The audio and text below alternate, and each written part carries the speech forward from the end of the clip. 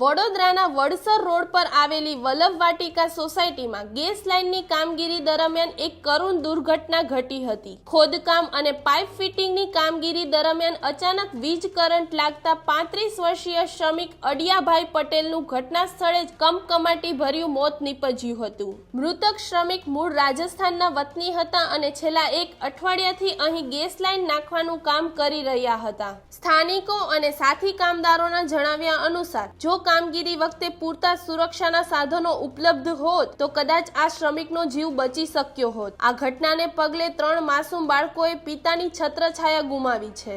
આ વડસર વલ્લભ વાટિકા 1 number society છે।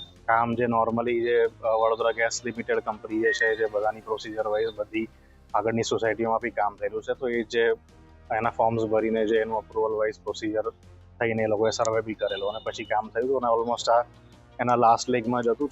છેલ્લી થોડી લાઈન બાકી છે, પણ જે બાકી આઈડિયલી વડોદરા ગેસ લિમિટેડ એ લોકો એમના જે નિર્ધારિત એમના જે કોન્ટ્રાક્ટર્સ હોય એમને કામ એમને સોંપ્યું હશે। તેમ છતાં બી અહીંયા જ્યારે બી કોઈ બી માણસ કામ કરતું હોય, કોઈ બી અમારા સોસાયટીનું બી નાનું મોટું કામ હોય કે કોઈ બી કોર્પોરેશનનું હોય, તો અમે એમને કોઈ બી પર્સન હોય એમને બેઝિક તો તકેદારી રાખવાનું અમને જણાવતા જોઈએ છે કે તમારે આ ધ્યાન રાખવું જોઈએ।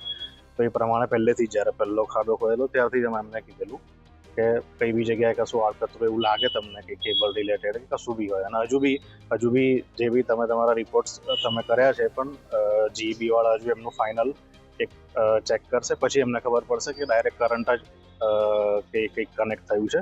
પણ અમને બી 90% ચાન્સીસમાં એવું લાગી રહ્યું છે કદાચ કરંટને લીધે આ વસ્તુ થઈ હોઈ શકે।